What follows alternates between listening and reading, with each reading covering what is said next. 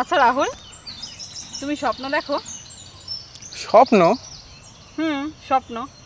এই সবুজ মাঠঘাট প্রকৃতি এইসবের স্বপ্ন দেখো? আরে আমি স্বপ্ন দেখতে হলে কোটি কোটি টাকা আর বড় বড় বিজনেসের স্বপ্ন দেখব। এসব বোকা বোকা স্বপ্ন কে দেখে?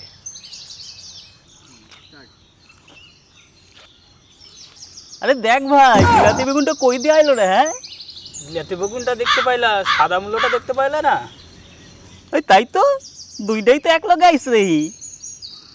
আরে চল তো দেখি ব্যাপারটা কি। হ্যাঁ,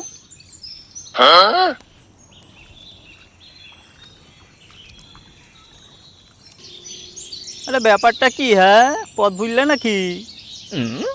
আরে কে তুমি? যাও এখান থেকে। দেখছো আমার বেবির এমনি গরমে কষ্ট হচ্ছে। তা বলি, বেবিকে কেন বার করলে? শোকেশে রেখে দিয়ে আসতে পারতে। আর বার করলেই যে গেলে, তা কাঁধে কাঁধে ঘোরাতে পারতে।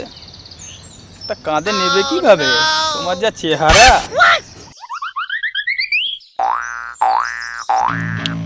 এই ইউ, মাইন্ড ইওর ল্যাঙ্গুয়েজ।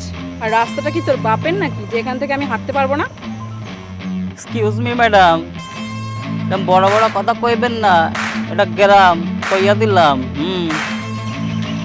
উফ নীলা, চলো তো। আর এসব ছোট লোকেদের সঙ্গে মুখ লাগানোর কোনো দরকার নেই।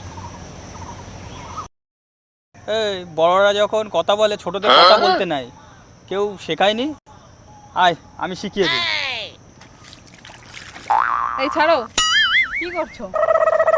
আমরা চলে যাচ্ছি। আমি জানতাম গ্রামের মানুষটা খুব সহজ সরল হয়, ওরা মানুষকে খুব সহজে আপন করে নিতে জানে, কিন্তু এখানে আসার পর তো আমার উল্টো শিক্ষাই হলো। চলো রাহুল।